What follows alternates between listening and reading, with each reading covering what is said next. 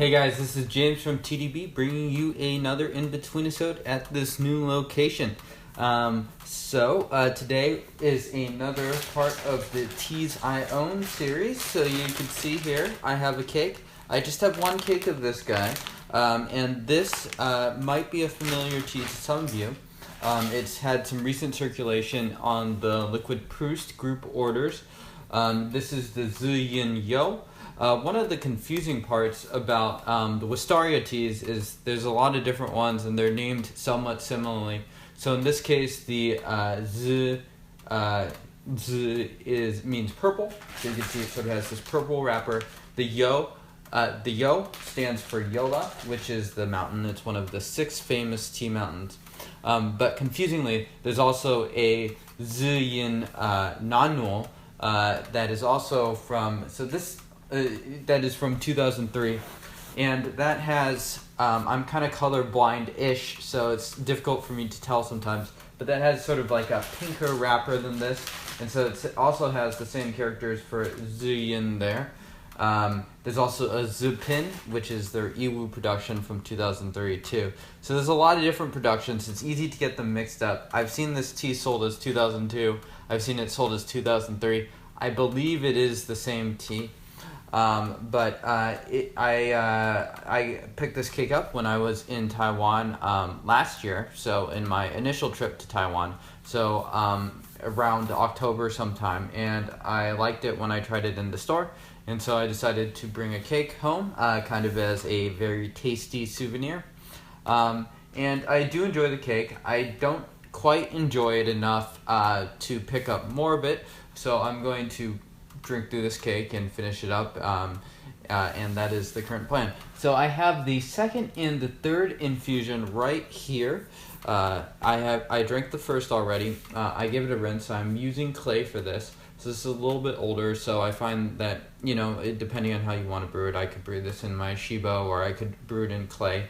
It can take a little bit of extra time on the steeps without getting too harsh, so clay usually works pretty okay on this. And one of the interesting things about these Wistaria teas is that they can vary a lot, and this has been actually a fairly tricky tea to pin down. I've had a number of sessions with it, and sometimes it can be not smoky, sometimes it can be actually very smoky. So I think part of it is just being susceptible to brewing parameters, or maybe even brewing different parts of the cake. As you get sort of closer to the bing hole, towards the center of the cake, you'll notice that it's considerably more compressed, so maybe it hasn't aged quite as much, or it hasn't aired out as much of that smoke. Anyways, here is steep number 2. And you can sort of see from this color, we're getting something that's close to an orangish red. And so that's also what my cup reflects right here. So cheers, guys.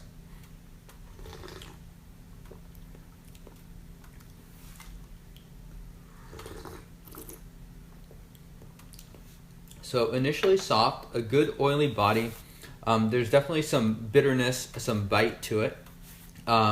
So it's perhaps maybe a touch overbrewed.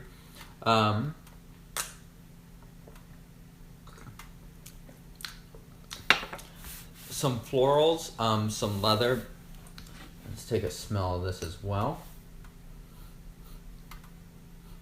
So maybe a little bit more creamy florals coming off of the aroma off of this.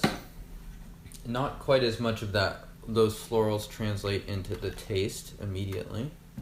And while that goes, I am also going to give this brew number 4. So I just heated this Tetsubin up right before I hit record. Tetsubin will also be a little bit better about keeping the water hot than something like this, which is my normal kettle.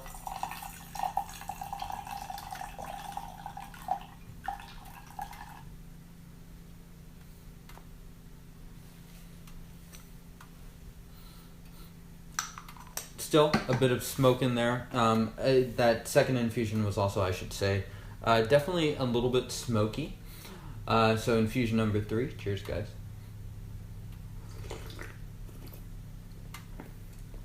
The body's good. It has a nice sort of engaging texture that's thick, but also more than just sort of like a bland viscosity.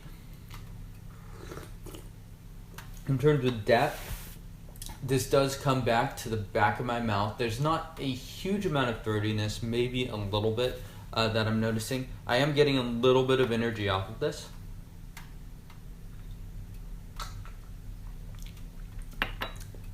Definitely some smokiness, maybe some barbecue-like smoke in this session.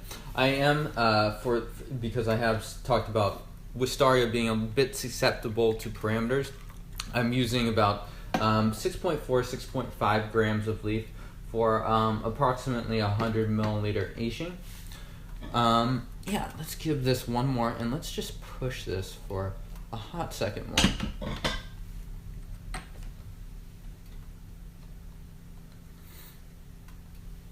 And there's a lot of different theories as to why these teas vary. Some people talk about Wistaria being one of the teas that might actually benefit from sort of a lower leaf to water ratio.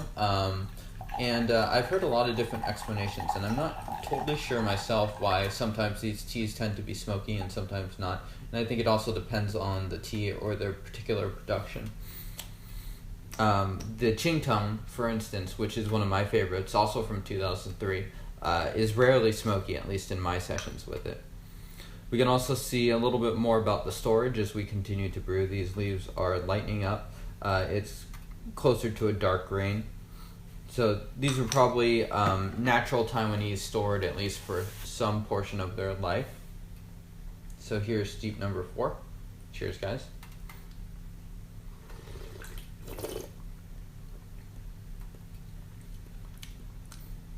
It's softened up even more. I would say it's a little bit even smoother than it was before. The viscosity remains pretty good.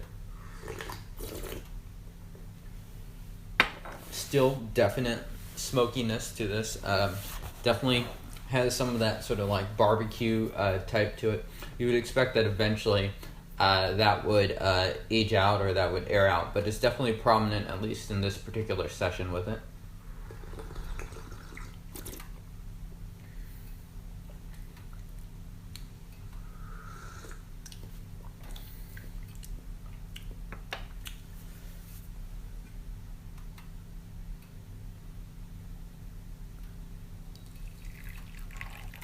And the other thing to pay attention to is sort of like how that smoke and that bitter transforms in your mouth. And for me, it's leaving, it's drying out my mouth a little bit, but it's leaving relatively sweet feelings there.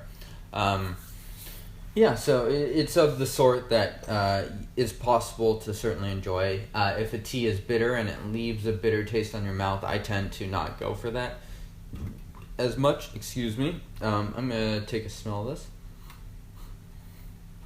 So a lot of florals and leather in this aroma, and that's not necessarily translating entirely to taste. I get a little bit of both of those components, but it's not overloaded with those.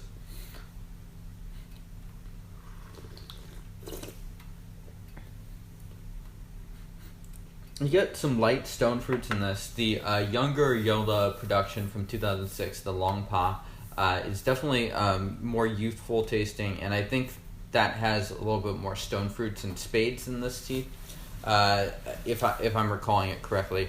This tea also has more smoke. That tea is younger. It has maybe a little bit more woodiness to it. This tea also has some wood aspects to it, but it's hard to taste through some of the smoke sometimes to get towards that.